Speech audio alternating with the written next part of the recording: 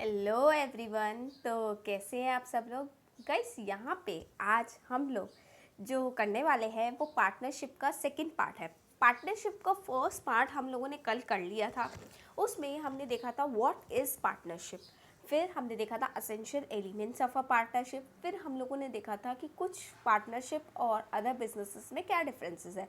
Just like partnership और HUF में क्या डिफरेंस है, पार्टनरशिप और कंपनी में क्या डिफरेंस है, पार्टनरशिप और एलएलपी में क्या डिफरेंस है। फिर हम लोगों ने देखा था कि पार्टनरशिप डीड क्या होती है और उसके क्या क्या कंटेंट होते हैं। तो गाइस, अगर आप लोगों ने वो सब नहीं देखा तो पहले वो देखिए, क्योंकि पहले वो करोगे तभी तो यहाँ पे आओगे।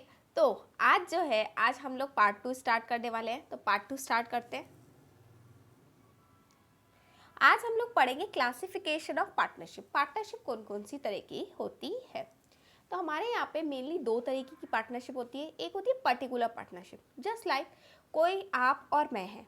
आप और मैं 5 साल के लिए बिजनेस करने वाले हैं। तो पर्टिकुलर पार्टनरशिप का मतलब होता है एक पर्टिकुलर पर्पस के लिए या एक पर्टिकुलर पीरियड के लिए।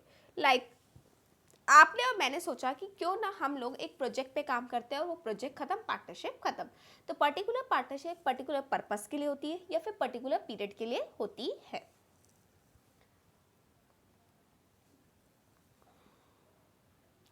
सिंगल एडवेंचर के लिए होती है।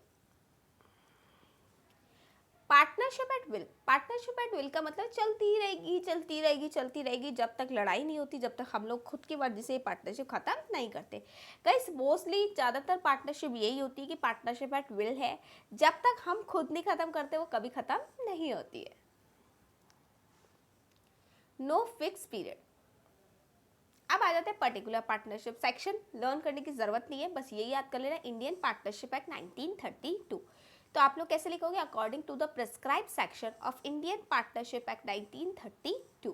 पढ़ते एक बार। Particular partnership, when two and more person agree to do business in a particular adventure और undertaking, such a partnership is called particular partnership. तो दो या दो से ज़्यादा पर्सन जब एक पर्टिकुलर एडवेंचर पे काम करते हैं उसको क्या बोलते हैं? पर्टिकुलर पार्टनरशिप बोलते हैं। Thus, a particular partnership may even for the single adventure और undertaking। तो सिंगल एडवेंचर के लिए ये लोग काम करते हैं, सिंगल पर्पस के लिए ये लोग काम करते हैं।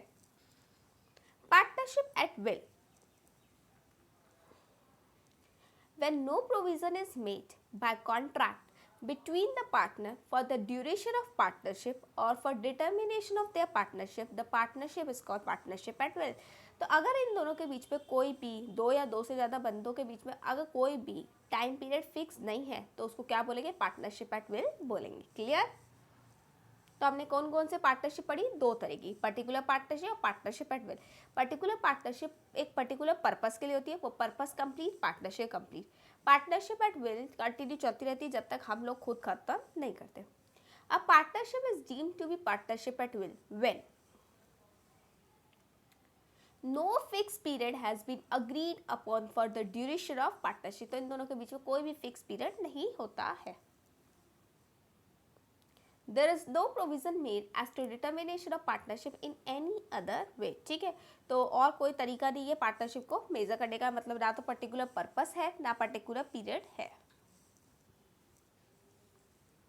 The partnership at will has no fixed or definite date of termination। Therefore, the death or retirement of a partner does not affect the existence of a partnership। तो अगर कोई भी पार्टनर मरता भी है तो भी बिजनेस एकदम से बंद नहीं होता है। जनरली ऐसा होता है पार्टनरशिप एट विल में कि कोई ऐसा पार्टनर है जो लगातार काम कर रहा है, एक्टिव पार्टनर, अगर वो मर जाता है तो कहीं ना कहीं बिजनेस पे बहुत बड़ा इफेक्ट पड़ता है और कभी कभी पार्टनरशिप बंद भी हो जाती है। Section 43 subsection 1 provides that where the partnership is at will, the firm may be dissolved by any partner giving notice in writing to all other partners his intention to dissolve the firm। अगर partnership चलती जा रही है, continue चलती जा रही है और चार पार्टनर है ए बी सी डी और बी को ऐसा लगता है कि पार्टनरशिप बंद करनी चाहिए, तो वो सारे पार्टनर्स को नोटिस देगा, राइटिंग में अपना इंटेंशन बताएगा कि हाँ मैं ये पार्टनरशिप बंद करना चाहता हूँ। The firm is dissolved as from the date mentioned in the notice। जो डेट लिखी होगी ना नोटिस में, उस दिन से फर्म बंद हो जाएगी। और एज अ डेट, और अगर डेट नहीं लिखी हो तो as a date of dissolution, and if no such date is mentioned from the date of communication of the notice. तो जिस दिन आपने नोटिस कम्युनिकेट किया उस दिन से हम ये मानेंगे कि पार्टनरशिप बिजनेस बंद हो रहा है।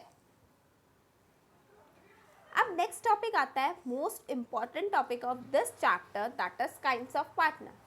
तो सबसे पहला एक्टिव, एक्चुअल या फिर ऑब्स्टेंसिबल पार्टनर, जो एक्चुअली में बिजनेस में काम करता है, सुबह से लेकर रात तक जो बिजनेस में लगा होता है, दैट इज एक्टिव, एक्चुअल या ऑब्स्टेंसिबल पार्टनर। दूसरा है स्लीपिंग या फिर डोमिनेंट पार्टनर। स्लीपिंग मतलब जो सोता रहता है घर पे और सिर्फ अपना पैसा लगाता है और क्या करता है, यहाँ पे प्रॉफिट शेयरिंग में रेशियो में कमाता है। नॉमिनल पार्टनर वो पार्टनर होता है जो सिर्फ अपना नाम देता है पार्टनरशिप बिजनेस को और कुछ भी नहीं करता है। पार्टनर्स इन प्रॉफिट ओनली, सिर्फ प्रॉफिट्स के लिए आता है। एग्जांपल मैम माइनर, माइनर सिर्फ प्रॉफिट्स के लिए आता है, सिर्फ बेनिफिट्स के लिए आता है। पार्टनर बाय एक्सटोपल और होल्डिंग आउट, ये पार्टनर रियल में होता नहीं है बट ये ऐसे दिखाता है कि मैं पार्टनर हूँ, और अगर आप लोग ऐसा दिखा रहे हो कि आप पार्टनर हो तो आप लायबल हो जाते हो थर्ड पार्टी के लिए। सब पार्टनर, पार्टनर का पार्टनर सब पार्टनर कहलाता है। सबसे पहला एक्चुअल, एक्टिव और ऑब्स्टेंसिबल पार्टनर क्या होता है एक बार देखते हैं।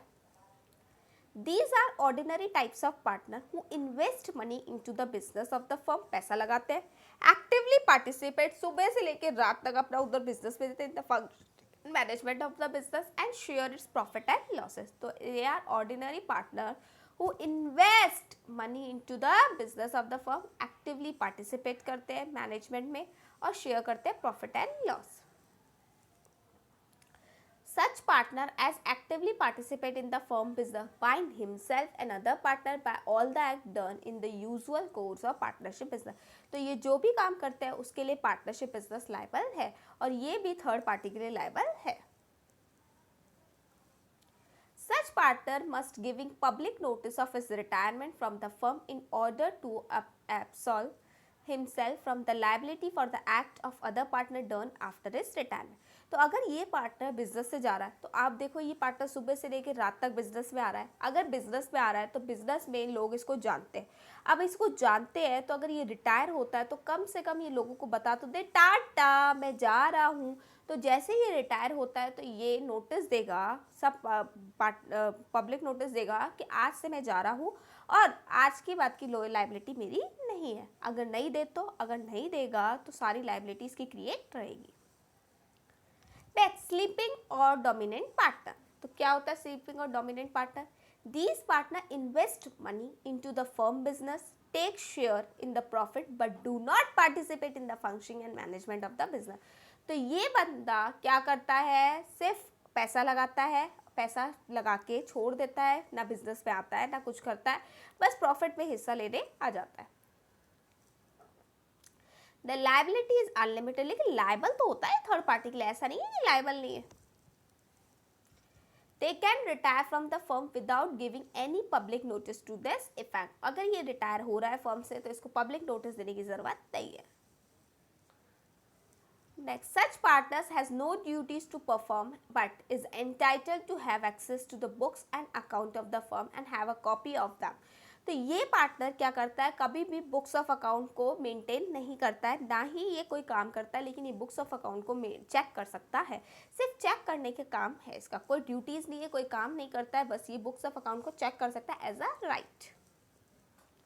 नेक्स्ट है nominal partner. Nominal partner just like अ सेलिब्रिटीज़ होते हैं जो कि सिर्फ अपना नाम देते हैं बिजनेस को, कोई पैसा इन्वेस्ट नहीं करते, लेकिन इनके नाम पे बिजनेस चलता है। एग्जाम्पल बड़े बड़े ब्रांड्स लाइक मैकडी है, अगर मैकडी अपना नाम किसी को दे रहा है तो मैकडी भले ही पैसा इन्वेस्ट ना करे, लेकिन अगर वो नाम दे रहा है तो वो क्या हो गया, नॉमिनल पार्टनर हो गया। तो nominal partner do not invest और participate in the management of the firm. Firm में पैसा इन्वेस्ट नहीं करता but only give their name to the business और फर्म, सिर्फ अपना नाम देता है। But they are liable to third party for the act of the firm. अब एक बात बताओ, एक मैकडी के नाम पे अगर कोई भी कैफ़े वगैरह चल रहा है और कैफ़े में अगर प्रॉब्लम होती है तो वो लाइबल तो होगा ना थर्ड पार्टी के लिए, क्योंकि नाम तो उसका चल रहा है। Unlike sleeping partner they are known to outsider, मतलब स्लीपिंग पार्टनर को तो कोई जानता नहीं है, लेकिन ये नाम देता है इसको सब जानते हैं, वे एक्चुअली दे आर नॉट, ठीक है। अच्छा, ये भी रिटायर होगा तो इसको नाम देना, उसको भी नोटिस तो देना पड़ेगा क्योंकि पब्लिक इसको जानती है। Clear. Next, partner for profit only. अभी तक हमने कौन सा पढ़ा? एक्टिव पार्टनर, फिर स्लीपिंग पार्टनर, फिर हमने देखा कि पार्टनर, नॉमिनल पार्टनर, अब देख रहे हैं partner for profit only.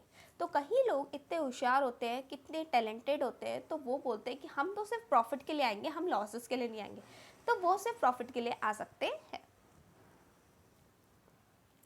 A partner who is entitled to share in the profit of the partnership firm without being liable to the losses। ये बोल रहा है मैं लॉसेस के लिए लाइबल नहीं हूँ, मैं तो सिर्फ प्रॉफिट के लिए आऊँगा, तो इसको क्या बोलेंगे? Partner in profit only.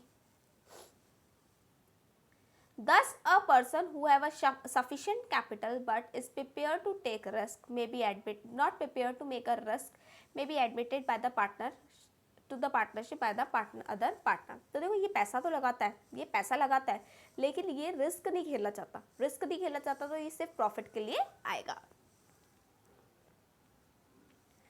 Next, in spite of his specific position he continued to be liable for the third party for the act of it done। लेकिन ये थर्ड पार्टी के लिए लाइबल तो है, देखो लॉसेस में कवर नहीं है, लेकिन अगर बिजनेस बंद हो गया तो थर्ड पार्टी के लिए तो ये लाइबल होगा। अब आ जाते हैं सब पार्टनर। सब पार्टनर का मतलब होता है ए बी सी तीनों पार्टनर है। अब मैं इनकी पार्टनर बनना चाहती हूँ, ए बी सी तीनों पार्टनर है, मैं इनकी पार्टनर बनना चाहती हूँ। ए रेडी है, बी और सी रेडी नहीं है, ए रेडी है, बी और सी रेडी नहीं है। तो मैंने बोला यार प्लीज़ मुझे पार्टनर बना दो, तो बी और सी ने मना कर दिया। तो मैंने ए को बोला कि ए तूने पार्टनरशिप बिजनेस में कितना पैसा इन्वेस्ट किया? तो ए बोला 10 लाख। तो मैंने बोला ऐसे करती हूँ, मैं 6 लाख रुपए तेरे को दे देती हूँ और तू मुझे अपना सब पार्टनर बना दे। तो ए रेडी हो गया। अब बी और सी को मेरे से मतलब नहीं है, लेकिन जितना भी ए का हिस्सा आएगा प्रॉफिट में, लाइक ए का हिस्सा आया 1 लाख का, तो 1 लाख का 60% वो मेरे को देगा और 40% खुद रखेगा, क्योंकि 6 लाख रुपए मैंने उसको दिए। अब मैं थर्ड पार्टी के लिए लाइबल नहीं हूँ पर्सनली तो ए लाइबल है, लेकिन मैं ए के लिए लाइबल होंगी। क्लियर। ना ही बिजनेस में लोग मुझे जानते हैं, तो मैं रिटायर भी होंगी, तो मुझे नोटिस देने की जरूरत नहीं है। When the partner agree to share his profit in the firm with the third person, this third person is known as sub partner। वो ये तीनों मिलके काम कर रहे थे, इसने ए ने सोचा कि ये अपना प्रॉफिट मेरे साथ शेयर करेगा, तो मैं कौन हुई? सब पार्टनर हुई। Such a sub partner has no rights and duties toward the firm। इसकी फर्म के लिए कोई rights and duties नहीं बनती। Does not carry any liability for the debt of the firm। Also he cannot bind the firm or other partner of the act। ठीक है, तो ये किसी भी पार्टनर, मेरा करा हुआ काम कोई भी फर्म और पार्टनर उसके लिए बाइंडिंग नहीं है।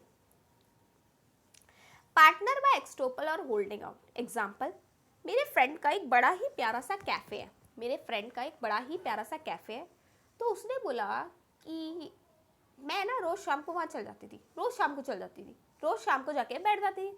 तो मेरे फ्रेंड ने बोला एक दिन कि यार तू रोज़ आ जाती है, ऐसे कर 2 घंटे आती है ना, 2 घंटे आके एक कहाँ पे बैठा कर, जहाँ पे कैश काउंटर में बैठा कर, क्योंकि मैं तेरे अलावा किसी से ट्रस्ट नहीं कर सकता, मैं तेरे अलावा किसी और पे ट्रस्ट नहीं कर सकता, तो कैश काउंटर पे बैठ जाएगा। मैंने कहा ठीक है, मैं बैठ जाऊँगी।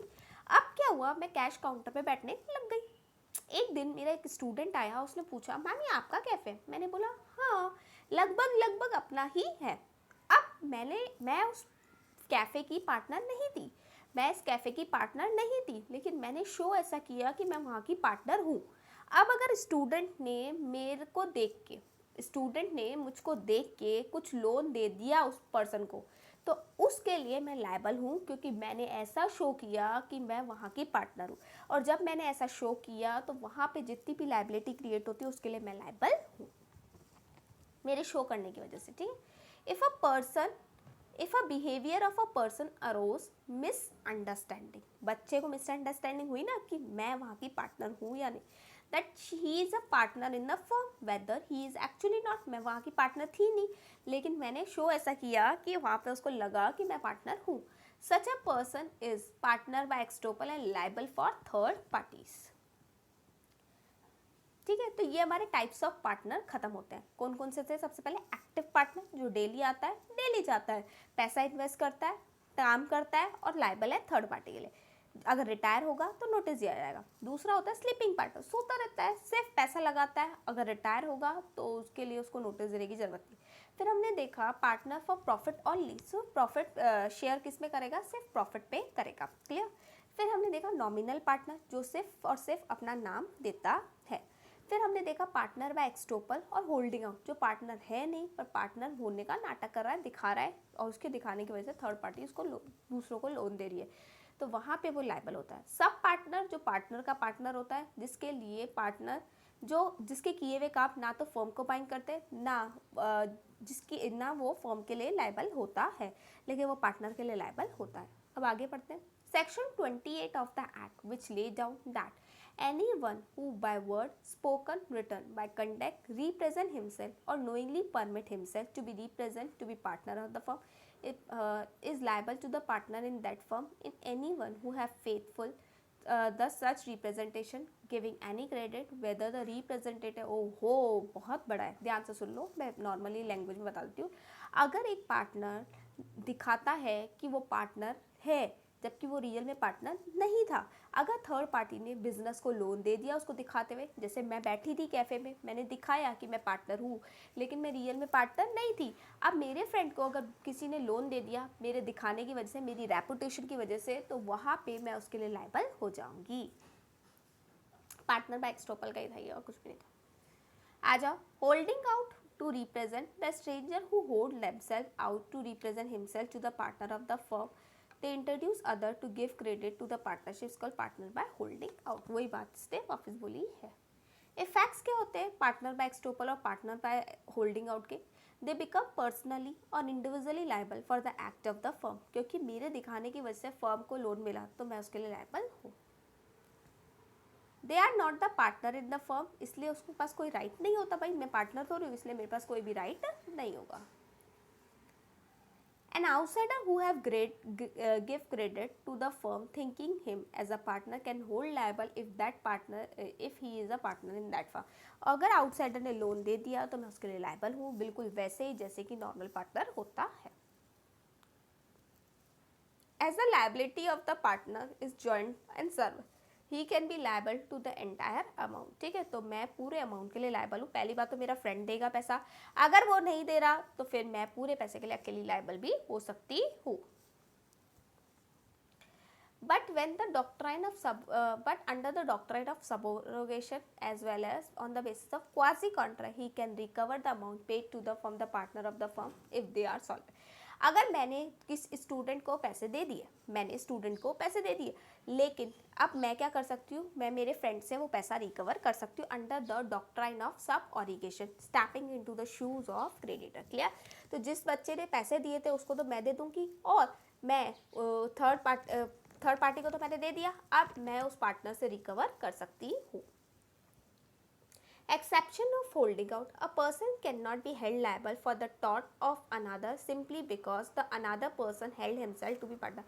अगर मैं दिखा रही हूँ कि मैं पार्टनर हूँ और मेरे फ्रेंड ने कोई क्राइम कर दिया तो क्राइम के लिए थोड़ी मैं लायबल हूँ यार. मैंने सिर्फ दिखाया मैं पार्टनर हूँ और वो किसी लड़की को छेड़ के आ गया, कोई क्राइम करके आ गया, तो उसके लिए मैं थोड़ी लायबल हूँ.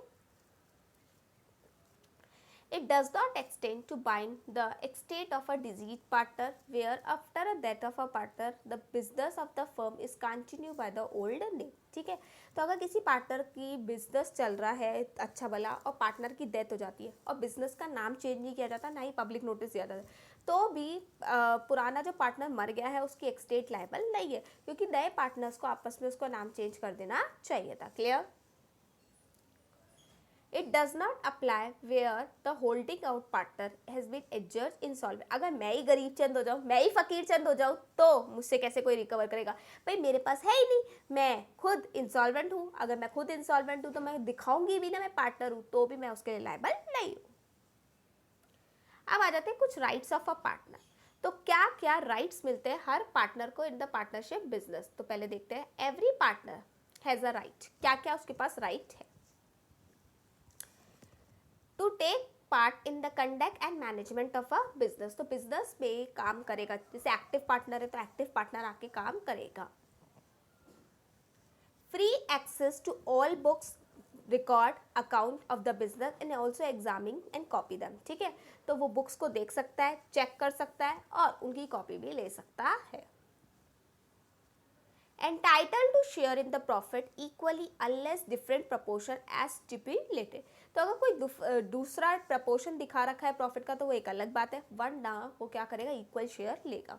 आप लोगों ने पढ़ा भी होगा क्लास 12 में कि अगर कोई भी पार्टनरशिप डील नहीं बनी होती तो equal share in the profit ratio होता है।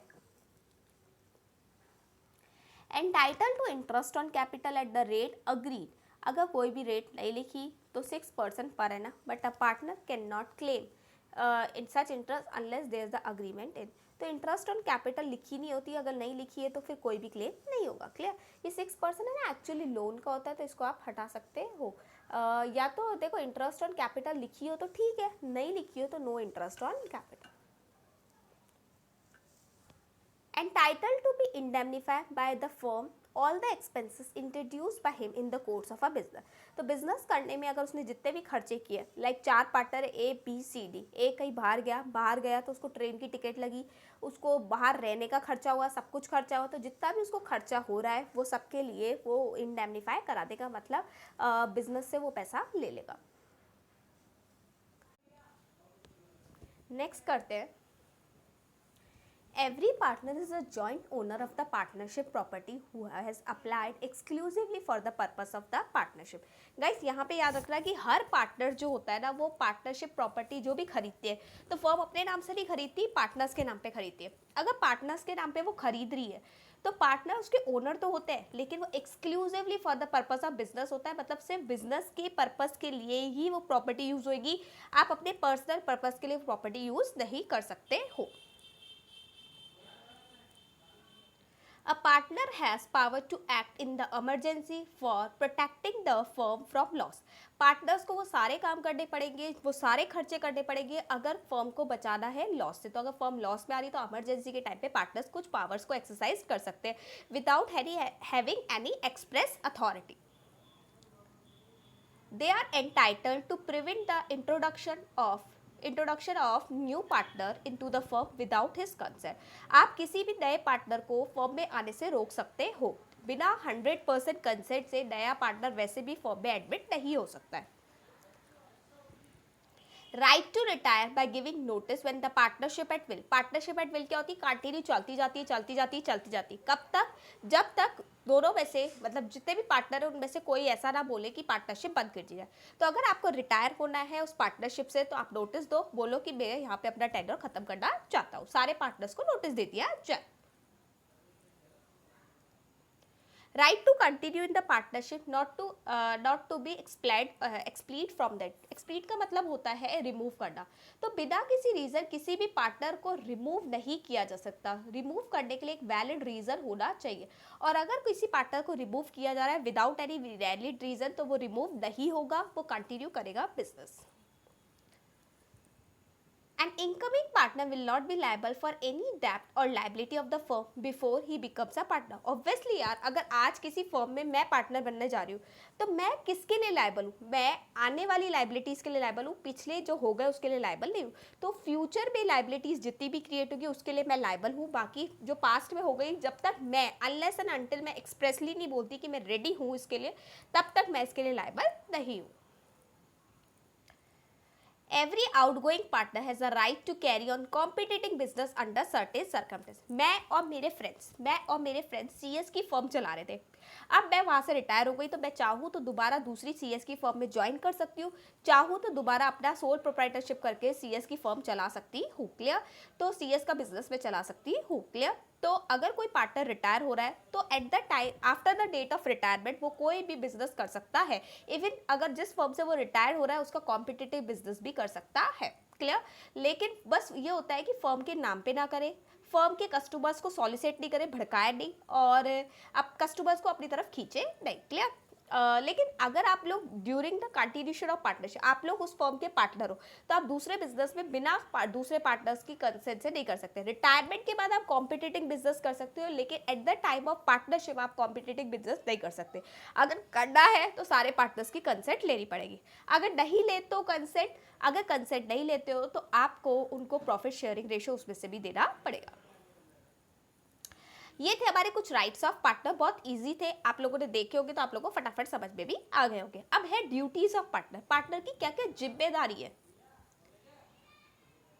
Every partner is bound to carry on the business of the firm to the greatest common advantage.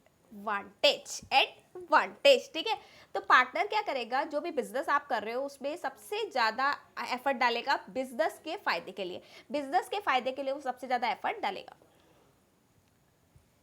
Every partner must be just and faithful to other partner, तो दूसरे partners के खिलाफ वो क्या होगा, just and faithful होगा, मतलब ईमानदार होगा।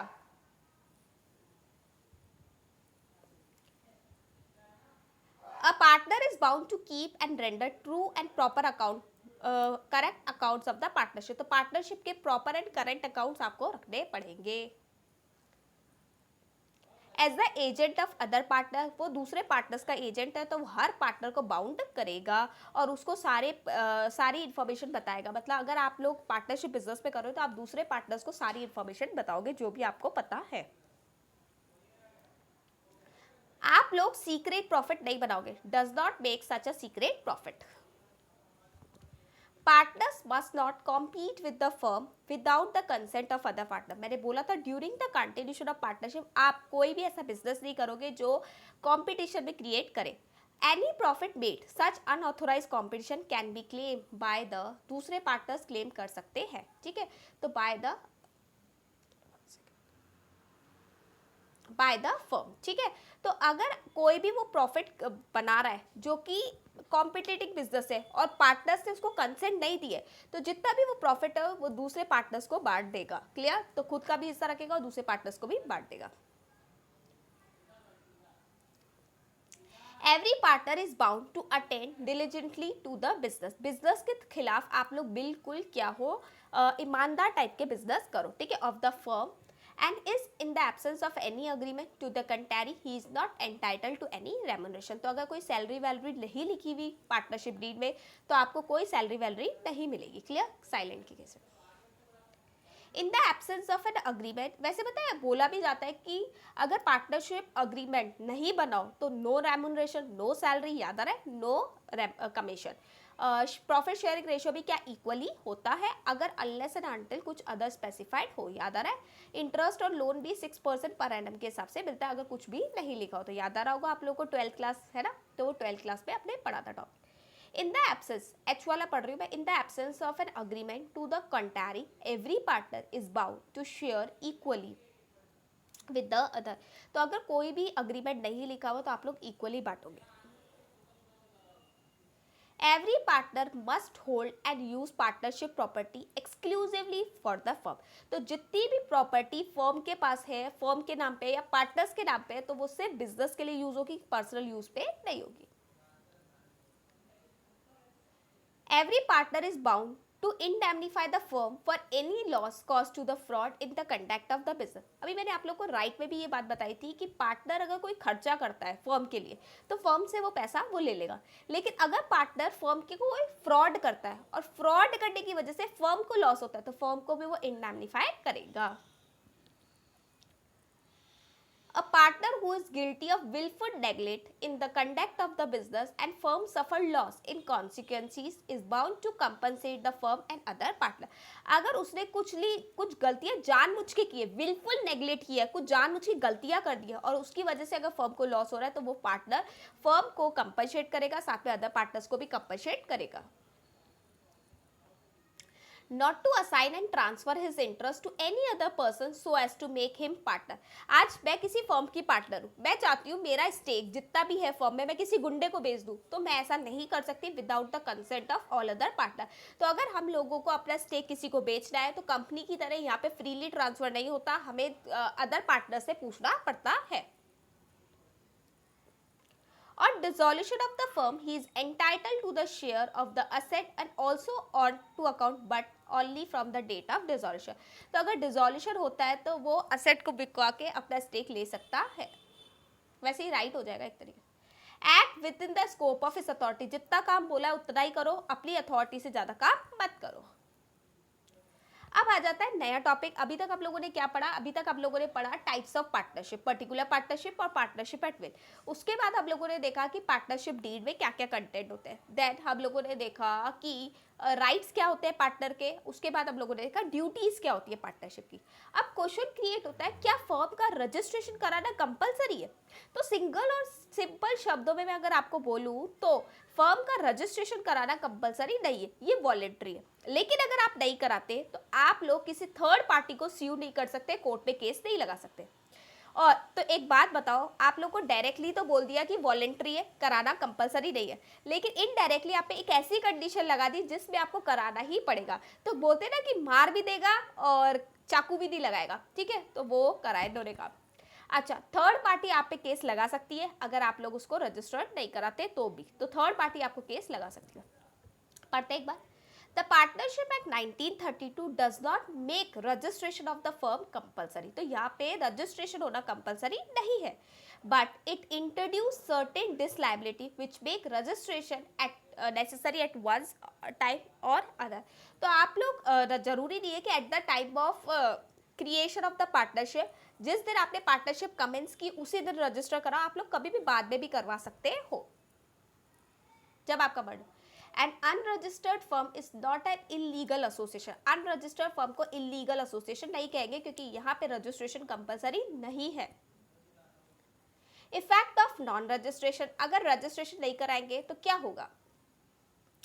Partners of N unregistered firm can not file suit against each other. आपस में एक दूसरे के ऊपर वो केस नहीं लगा सकते। और the firm for enforcing any right arising from the contract conferred by the partnership act. तो आप ना तो एक दूसरे के ऊपर केस लगा सकते हो, ना फर्म के ऊपर केस लगा सकते हो। An unregistered firm cannot file suit against third party to enforce any of their right। तो थर्ड पर्सन के खिलाफ भी, आप थर्ड पार्टी के खिलाफ भी कोई केस लगा सकते हैं। अगर कोई थर्ड पार्टी ने आपके खिलाफ कोई थर्ड पार्टी ने आपके साथ फ्रॉड किया है तो भी आप उसके खिलाफ केस नहीं लगा सकते। तो इट्स बेटर ना कि रजिस्टर करा दो। There is no bar on the right of third party to sue the firm or any partner। Third party partner के खिलाफ केस लगा सकती है, थर्ड पार्टी किसी फर्म के खिलाफ भी केस लगा सकती है। However, the act allow the following suit। आप लोग रजिस्टर्ड नहीं हो फिर भी आप ये वाले केसेस लगा सकते हो। आप लोग रजिस्टर्ड नहीं हो, जनरली आप रजिस्टर्ड नहीं हो तो आप कोई केस नहीं लगा सकते, लेकिन ये वाले केसेस लगा सकते हो। मैंने हर बार बोला है, कोई सेक्शन होता है तो सेक्शन का एक्सेप्शन जरूर होता है। तो सेक्शन का एक्सेप्शन क्या है देखते हैं। For the dissolution of the firm, partners को लगता है यार बिजनेस नहीं चल रहा तो बिजनेस को बंद कर दिया जाए, ताला लगा दिया जाए, तो वो इसके लिए अप्लाई कर सकता है कोर्ट में। For rendering of account of the dissolve firm, firm के अकाउंट्स देखने के लिए, डिसॉल्व फर्म के अकाउंट के लिए वो भी आप केस लगा सकते हो। For realisation of property of the dissolve firm, property कैसे बिकेगी, क्या वैल्यू होगी, उसके लिए भी आप केस लगा सकते हो। Claim for set of the value of which does not exceed 100 rupees, आप लोग केस लगा सकते हो अगर आपका क्लेम 100 रुपए से कम तक का है, तो क्लेम आप लोग लगा सकते हो 100 रुपए का। एक बात बताओ, थर्ड पार्टी के खिलाफ आप कभी केस नहीं लगा सकते, लेकिन थर्ड पार्टी आपके खिलाफ केस लगा सकती है अनरजिस्टर्ड फर्म के खिलाफ। अगर उस सूट में आप लोग जीत जाते हो, थर्ड पार्टी ने बोला कि मेरे साथ गलत हुआ है, लेकिन बाद में पता चला सच में आपके साथ गलत हुआ है, और थर्ड पार्टी के केस में आप लोग जीत जाते हो, तो जीतने के बाद भी आपको क्लेम 100 रुपए से ज्यादा नहीं मिलता, ठीक है। तो 100 रुपए तक के क्लेम के लिए आप लोग केस लगा सकते हो। A suit by the firm which has no place of business in the territories to which Indian Partnership Act extend। important है, ध्यान से सुनना, इसको मैं important लगा भी देती हूँ। क्या बोलता है, मान लो मेरी एक फर्म है, इंडिया की फर्म है, इंडियन पार्टनरशिप है, मेरी फर्म है, इंडिया की फर्म है, इंडियन पार्टनरशिप है। क्लियर? इस पे इंडियन पार्टनरशिप एक्ट 1932 अप्लाई होता है। मैंने कोई ट्रांजैक्शन किया इंटरनेशनल फर्म से, मतलब यूएसए की किसी फर्म से किया, और हम दोनों के बीच में डिस्प्यूट क्रिएट हो गया। तो मैं कहा कि इंडिया की, सामने वाला बंदा कहा का यूएसए का, दोनों की लड़ाई हो गई। तो लड़ाई हो गई तो गए हम लोग इंटरनेशनल कोर्ट में। कहाँ गए? इंटरनेशनल कोर्ट में। तो वैसे जर्नली मैं थर्ड पार्टी के खिलाफ केस नहीं लगा सकती, लेकिन अब थर्ड पार्टी अगर बाहर की है, जहाँ पे इंडियन पार्टनरशिप एक्ट 1932 अप्लाई नहीं होता, तो थर्ड पार्टी अगर बाहर की है तो उसके खिलाफ मैं केस लगा सकती हूँ, क्योंकि उसके ऊपर इंडियन पार्टनरशिप एक्ट 1932 अप्लाई नहीं हो सकता। तो आप कोई भी ऐसा केस लगा सकते हो बाहर के लोगों के ऊपर जिस पे इंडियन पार्टनरशिप एक्ट 1932 अप्लाई नहीं होता, क्योंकि इंडियन पार्टनरशिप एक्ट 1932 सिर्फ इंडिया में अप्लाई होगा। आगे देखते हैं, a suit for the realisation of property of the insolvent partner. तो अगर कोई पार्टनर गरीब चंद हो जाए, फकीर चंद हो जाए, उसके पास पैसा ना बचे, तो उसकी प्रॉपर्टी बेच के हम लोग पैसा रिकवर कर सकते हैं, जो भी लाइबिलिटीज है वो चुका सकते हैं। तो हम लोग एक सूट लगा सकते हैं कि उसकी प्रॉपर्टी बेची जाए। A suit by the firm whose place of business are situated in the area which are exempt from the Indian partnership। अब कोई मतलब नहीं रहा, क्योंकि पहले ये जम्मू कश्मीर पे ये अप्लाई नहीं होता था, तो हम लोग जम्मू कश्मीर में केस लगा सकते थे, लेकिन अब तो पूरे भारत पे अप्लाई हो रहा है, तो वहाँ पे लगाने की ज़रूरत नहीं है। तो इस पॉइंट को आप लोग इग्नोर मार सकते हो। Registration is the condition pretend to the right to institute a suit. अगर आपको किसी के खिलाफ केस लगाना है तो रजिस्ट्रेशन तो कराना पड़ेगा। Therefore the condition president must first be fulfilled before the institution of the suit. तो सूट लगाने से पहले आप लोग को ये काम करना पड़ेगा। If therefore on the date of institution of suit the firm is not registered, अगर जिस दिन आपने केस लगाया फर्म रजिस्टर्ड नहीं है, subsequent register can not validate the suit. तो बाद में अगर आप लोग रजिस्टर्ड भी होगा तो पहले वाले केसेस को वैलिडेट नहीं किया जा सकता। अगर आप लोगों ने आज रजिस्ट्रेशन करा है तो आज के बाद जितने भी केसेस लगाओगे वो वैलिड है, लेकिन जो पहले हो गए वो वैलिड नहीं है। हाँ, ऐसा हो सकता है कि केस हो गया हो लेकिन आपने अभी तक केस सूट नहीं करा हो, मतलब आप लोग का अग्रीमेंट टूटा हो सामने थर्ड पार्टी के साथ, आप लोग का कुछ डिस्प्यूट हो गया हो, लेकिन अभी तक आपने सूट नहीं फाइल किया, फिर रजिस्टर्ड करा, फिर सूट फाइल किया, वो वैलिड है। लेकिन सूट फाइल कर दिया और उसके बाद रजिस्ट्रेशन करा रहे हो तो वो वैलिड नहीं है। The only option left to the court to dismiss the suit. तो कोर्ट क्या करेगा? जाओ, निकलो, यहाँ से निकलो, पतली गली नापो। कोर्ट आपको घर का दरवाजा दिखा देगा, डिसमिस कर देगा आपका suit. A suit by the firm is really a suit by all the partner who were the partner at the time of accrual and caused the action। तो फर्म का सूट का मतलब ये होगा कि सिर्फ फर्म का सूट नहीं है, वो पार्टनर्स का भी सूट क्रिएट होता है। Minor admitted to the benefit of partnership. Topic खत्म होता है रजिस्ट्रेशन का। तो क्या पढ़ाया मैंने? रजिस्ट्रेशन कंपलसरी नहीं है, ये वॉलेंट्री है, आपकी मर्जी है, आपको रजिस्टर कराना है तो कराओ, नहीं कराना तो नहीं कराओ। नहीं कराते तो आप लोग थर्ड पार्टी को स्यू नहीं कर सकते, ना ही फर्म को स्यू कर सकते हो, ना ही दूसरे पार्टनर्स को स्यू कर सकते हो, लेकिन थर्ड पार्टी आपको स्यू कर सकती है। फिर कुछ हमने देखा था कि डिसॉल्यूशंस के मैटर्स के लिए आप लोग स्यू कर सकते हो, या फिर अगर आपको क्लेम 100 रुपए तक चाहिए तो आप स्यू कर सकते हो, या फिर ऐसी जगह पे आप लोग स्यू कर रहे हो जहां पे इंडियन पार्टनरशिप एक्ट 1932 अप्लाई नहीं हो रहा। क्लियर? नेक्स्ट टॉपिक, माइनर, जो छोटा सा बच्चा है, बोलू सा बच्चा है, प्यारा सा बच्चा है, क्या वो पार्टनर बन सकता है पार्टनरशिप में? तो पढ़ते एक बार section 5। An agreement is the essential ingredients in the partnership. It follows that the minor cannot enter into agreement of partner। आपने इंडियन कॉन्ट्रैक्ट एक्ट में सेक्शन 11 में साफ साफ पढ़ा है कि माइनर, जो छोटू सा बच्चा है, वो अग्रीमेंट कर ही नहीं सकता। तो जब वो अग्रीमेंट नहीं कर सकता तो पार्टनरशिप में आएगा कैसे? क्योंकि पार्टनरशिप में आने के लिए तो आपको अग्रीमेंट करना पड़ता है। तो generally minor can not be admitted in the partnership, but हर चीज के एक्सेप्शन होते हैं। A minor is incompetent to contract and therefore partnership cannot come into force if the parties to the contract come into one major and one minor। तो याद रखना, 1 second, है ना? तो याद रखना, कभी भी पार्टनरशिप ऐसे नहीं चल सकती कि एक मेजर है और एक माइनर। कम से कम हमें 2 मेजर पार्टनर चाहिए होते हैं। देखो, जनरली माइनर पार्टनरशिप में एडमिट नहीं हो सकता, लेकिन for the benefit of the minor, सिर्फ बेनिफिट लेने के लिए माइनर एडमिट हो सकता है। लेकिन अगर मैं सिर्फ बोलूँ सारे ही माइनर पार्टनर है, सारे ही माइनर पार्टनर है, तो भाई लाइबिलिटी कौन क्रिएट करवाएगा, तो वहां पे वो पार्टनरशिप इनवैलिड मानी जाएगी। ऐसा भी नहीं हो सकता कि एक मेजर और एक माइनर हो, ऐसा भी नहीं हो सकता, क्योंकि हमें कम से कम दो कॉम्पिटेंट पर्सन चाहिए होते, तो कम से कम दो मेजर पर्सन होने चाहिए। Section 30, with the consent of all the partner for the time being in force, a minor can be admitted to the into the benefit of partnership to which major minor is going to be admitted. तो benefit के लिए हो सकता है, लेकिन with the consent of all partners, all मतलब 100% consent चाहिए होती है। Note, a partnership firm cannot be formed with only minors as partner। मैंने बोला था कि सारे माइनर हो जाएंगे तो फिर लाइबिलिटीज के लिए कौन लाइबल होगा, तो इसीलिए कम से कम दो मेजर पार्टनर होने चाहिए।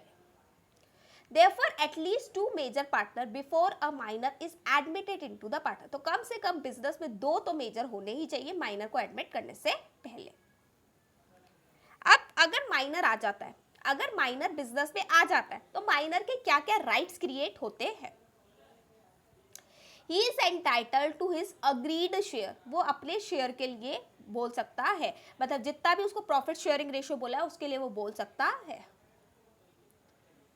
He can inspect of account into the firm. एक बात याद रखना, बच्चा जब तक बच्चा है ना, बच्चा जब तक बच्चा है मतलब 18 साल तक का है, तब तक वो सुरक्षा कवच में है, वो सारे फायदे ले सकता है, वो नुकसान के लिए लायबल नहीं होता। वो सारे फायदे ले सकता है, वो नुकसान के लिए लायबल नहीं हो सकता। तो देखो, books of account minor check कर सकता है, प्रॉफिट मांग सकता है, लेकिन लॉस के लिए वो लायबल नहीं है। He can bring a suit for account and his share is which he intend to serve his connection with the firm but not otherwise। तो वो केस भी लगा सकता है अपने शेयर के लिए और अपने बुक्स ऑफ अकाउंट चेक करने के लिए। अगर दूसरे पार्टनर उसको शेयर ऑफ प्रॉफिट नहीं दे रहे या फिर उसको बुक्स ऑफ अकाउंट नहीं दिखा रहे, तो वो केस भी लगा सकता है। आगे देखते हैं। माइनर, छोटा बच्चा, छोटा बच्चा क्या हुआ, बड़ा हो गया, छोटा बच्चा क्या हुआ, बड़ा हुआ। ये छोटा बच्चे की, छोटे बच्चे के राइट से ये आप लोग एक बार चाहो तो स्क्रीनशॉट ले सकते हो। आगे देखते हैं। माइनर अब मेजर हो चुका है, माइनर अब मेजर हो चुका है, तो जैसे ही वो मेजर होगा with in 6 month of his majority, with in 6 months of his majority, जैसे ही बच्चा मेजर हो जाएगा तो 6 महीने में उसको बता देना है कि वो कंटिन्यू रखना चाहता है एज अ मेजर पार्टनर या वो फर्म को छोड़ना चाहता है, उसको बताना पड़ेगा। 6 महीने में उसको ये सारी बातें बतानी पड़ेगी कि मैं फर्म को छोड़ना चाहता हूँ या फिर मैं कंटिन्यू रखना चाहता हूँ। अगर वो कुछ नहीं बताए तो मैम, अगर वो कुछ नहीं बताता तो वो एज अ नॉर्मल पार्टनर माना जाएगा और वो फर्म की सारी लाइबिलिटीज के लिए लायबल होगा। और लाइबिलिटीज के लिए कब से लायबल होगा, जब से उसने बताया तब से नहीं, जिस दिन से उसने एडमिट किया, at the time of admission to the benefit of partnership, जब वो माइनर एज अ एडमिट हुआ था तब से वो लायबल है, शुरू से वो लायबल होगा। मतलब जिस दिन उसने पब्लिक नोटिस दिया तब से नहीं, जिस दिन से वो minor as a minor admit हुआ था तब से लेके आज तक की सारी लाइबिलिटी के लिए वो लायबल हो जाएगा। तो within 6 months of is attaining majority उसको इलेक्ट करना पड़ेगा whether he will continue as a partner और नॉट। तो इसको बोलते हैं डॉक्ट्राइन ऑफ इलेक्शन। आपको बताना पड़ेगा कि मैं कंटिन्यू करना चाहता हूं या उसको फर्म को छोड़ना चाहता हूं। इफ नॉट इलेक्ट, अगर कुछ भी नहीं बताऊंगा तो डीम्ड एज नॉर्मल पार्टनर, आपको क्या मान लिया जाएगा, बिल्कुल नॉर्मल पार्टनर मान लिया जाएगा। इलेक्शन बाय माइनर, एक बार लैंग्वेज भी पढ़ लेते हैं। A minor who was admitted to the benefit during the minority, जब आप आए थे तब आप माइनर थे, within 6 months of his attaining the age of majority, जब उसका 18th वाला बर्थडे आया, ओ तेरा हैप्पी बर्थडे, 18th वाला हैप्पी बर्थडे आया, तो उसके 6 महीने के अंदर he has to elect whether he continue to become a partner or serve his connection with the firm। तो आप कंटिन्यू रहना चाहते हो या छोड़ना चाहते हो। He may give public notice of his election or continue or repudiate। अगर उसको छोड़ना है तो पब्लिक नोटिस दो, अगर कंटिन्यू रहना है तो भी पब्लिक नोटिस देना पड़ेगा। Minor deemed as partner if minor fail to give any public notice, minor ने कोई पब्लिक नोटिस नहीं दिया within the period stated above, he will deem to have elected to become a partner in the firm। तो आप deemed partner मान जाओ। इसका मतलब एक बात बताओ क्या, आपको पब्लिक नोटिस सिर्फ छोड़ते वक्त देना पड़ेगा कि आप कंटिन्यू नहीं करना चाहते। अगर आप कंटिन्यू करना चाहते हो तो पब्लिक नोटिस नहीं भी देना दोगे ना, तो 6 महीने बाद आप लोग डीम्ड पार्टनर बनी जाओगे कि हाँ हम ये मानेंगे आप नॉर्मल पार्टनर हो। क्लियर? तो पब्लिक नोटिस सिर्फ छोड़ते वक्त ही देना कंपलसरी होता है। इफ ही बिकम और elect to become a partner his position will as under. अगर आप पार्टनर बन जाते हो, नॉर्मल पार्टनर बन जाते हो, तो क्या होगा आपके साथ? His rights and liability will be similar to those of full fledged partner। जो दूसरे पार्टनर्स की राइट और लाइबिलिटीज अभी हम लोग पढ़ के आए थे, बिल्कुल वही राइट और लाइबिलिटीज आप लोग की हो जाएगी माइनर की। He will become personally liable for the act of the firm। अब आप माइनर नहीं हो, अब आप बच्चे नहीं हो, तो आप बड़े हो चुके हो, तो आप पूरे लाइबल हो फर्म के सारे एक्ट्स के लिए। His share of profit and property remains the same as he was before unless alter. जैसे आप माइनर में शेयर प्रॉफिट लेते थे, आज भी वैसे ही लोगे, लेकिन अब तो लॉसेस में भी बियर करोगे, तो आपका शेयर बिल्कुल वैसे रहेगा अनलेस एंड अनटिल हम लोग कुछ चेंज कर ले तो वो अलग बात है। If he elect not to become a partner, अगर मेरे को पार्टनर नहीं बनना तो क्या करूं? Then his rights and liability will continue to those of minor up to the date of his public notice। तो 6 महीने तक, 6 महीने या 6 महीने से पहले जब भी आप पब्लिक नोटिस देते हो, आपकी राइट्स और लाइबिलिटी बिल्कुल वैसे रहेगी जैसे कि आप माइनर थे। तो जब तक आप नोटिस नहीं देते तब तक ऐसा ही माना जाएगा आप माइनर हो।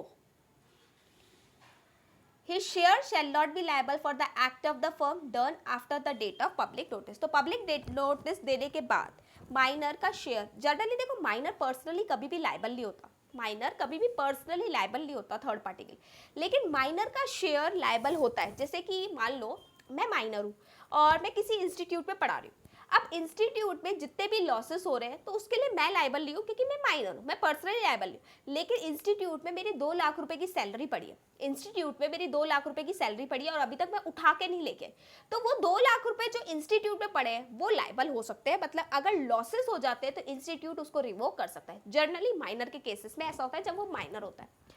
तो अगर उसने पब्लिक नोटिस दे दिया उसके बाद तो उसका शेयर भी लायबल है।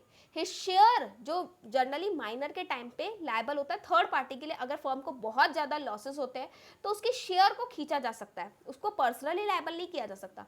लेकिन पब्लिक नोटिस देने के बाद तो उसके शेयर को भी नहीं लिया जाता। तो his share will not be liable for the act of the firm done after the date of public notice. He is entitled to sue the partner for his share of profit and property in the firm। तो वो अगर दूसरे partner उसको उसका share या property नहीं दे रहे हैं तो वो उसके लिए उसको स्यू कर सकता है। Liabilities of minor, his share is liable। मैंने बोला था माइनर पर्सनली लायबल नहीं होता, लेकिन माइनर का कुछ प्रॉफिट, माइनर पर्सनली लायबल नहीं होता लेकिन माइनर का कुछ प्रॉफिट अगर फर्म में पड़ा हुआ है तो वो लायबल है।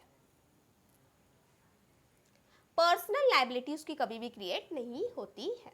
तो his share is liable. A minor partner liability is confirm to the extent of his share in the firm. तो जितना भी शेयर उसका फर्म में पड़ा हुआ है उतना ही माइनर लायबल है, उससे ज्यादा माइनर कभी भी लायबल नहीं होता। But a minor is not personally liable in any such act, दस he is neither personally liable nor his private estate liable for the act of the firm। तो ना तो वो पर्सनली लायबल है ना ही उसकी प्रॉपर्टी लायबल है।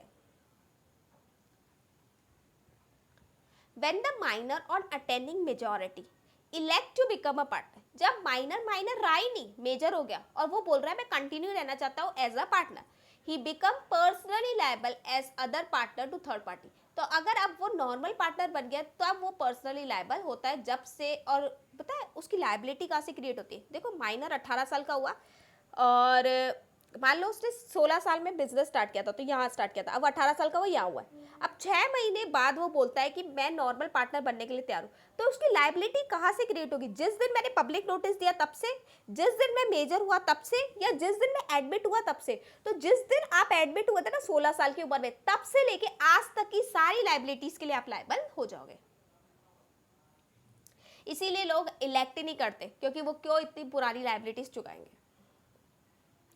तो गाइस यहाँ पे आज के लिए इतना ही रखते हैं। गाइस अगर आपको अच्छा लग रहा है तो प्लीज़ इसको लाइक करना, शेयर करना and subscribe the channel. Thank you.